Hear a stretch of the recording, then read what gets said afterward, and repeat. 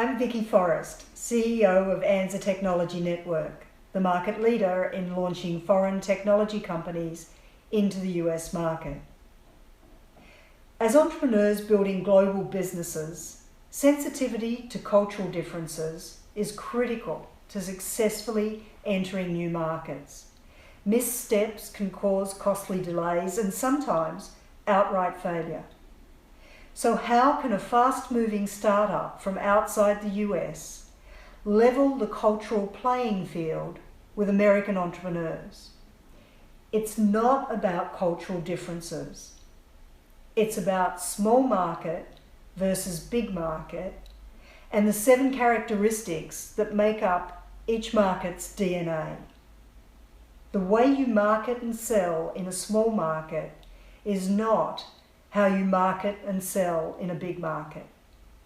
Let's take a look at some of the differences. Pace of business. In a small market, we have the luxury of time, and business moves at a steady and relatively slow pace, taking our time with business meetings, with correspondence, with moving transactions to the next stage. In a big market, it is drastically different. The pace of business feels breakneck when you move from a small market to a big market. It's like charging down the mountain, whether it's the time you take to return calls, to answer emails, and importantly, the time spent in business meetings. There's no such luxuries as a 1-hour business meeting. It's 40 to 45 minutes. Get in, get the meeting done, achieve the milestones you're after, and move to the next piece of business. Now let's look at messaging. Again, in a small market, messaging is typically very complex. It's a combination of nodes and connectors, of information intricately describing the features and functions and benefits of a product, the way in which the business model works, the benefits that a customer can expect to get out of doing business with you, out of buying your product. A fairly expansive, descriptive, and very complex way of messaging and talking about our business. In a big market, simplicity is king. The message needs to be understood in a matter of seconds. Something as simple as a child's mathematics.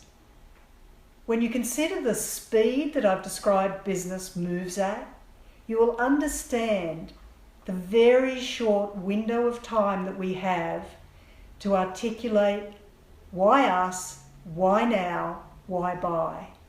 It has to be that simple in all of our messaging. Sales model. In a small market, sales is typically direct, one way, straight to the customer.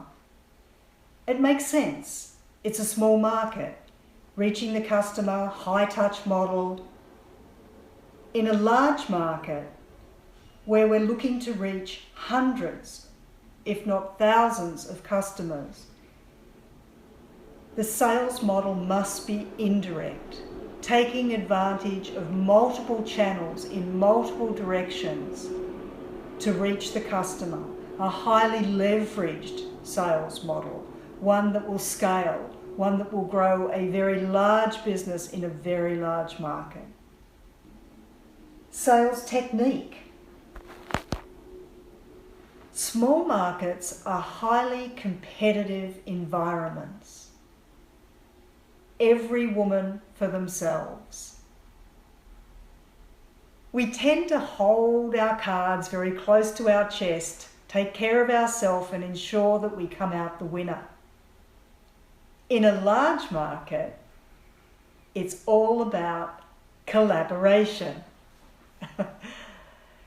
Collaboration where joining together, we both get where we're going successfully.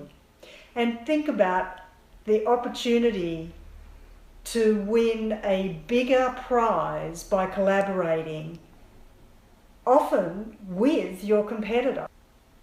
So it's important to understand when you're in competitive environments, one day you may well be collaborating with those partners on another day. Sales focus. In a small market, our focus is very much around reasons, the wheres and whyfalls, answering the questions, explaining why, and giving a lot of background and rationale for why to buy, why me, why now. In a big market, it's all about results, hard-hitting results that this product will deliver to the bottom line. Check the box, answer the customer's questions to close the deal.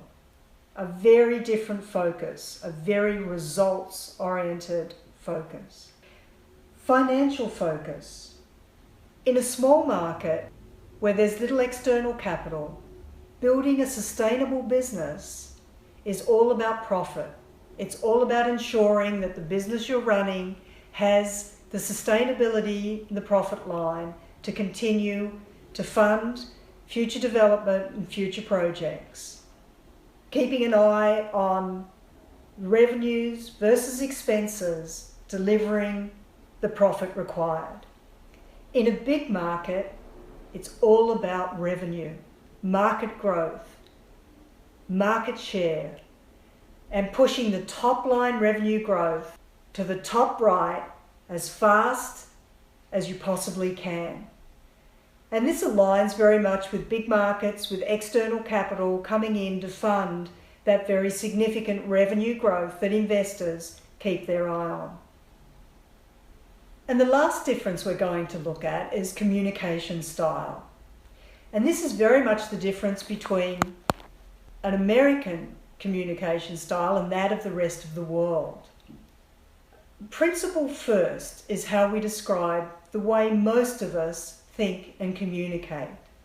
It's about deductive reasoning, about explaining how we come to certain decisions and arrive at certain points, giving plenty of background and rationale behind our thinking. Americans are known as the most application first reasoners in the world. They don't want to hear the wheres and whyfalls, they just want to be given the bottom line. Let me give you an example of principle first communication style. I visited Minnesota in December, and boy, was there a lot of snow around, banking up on the sides of the road. It was truly cold. I returned to Minnesota in January, and the snow plows were out, the snow was even deeper, the temperature was even colder, barely above freezing on any day.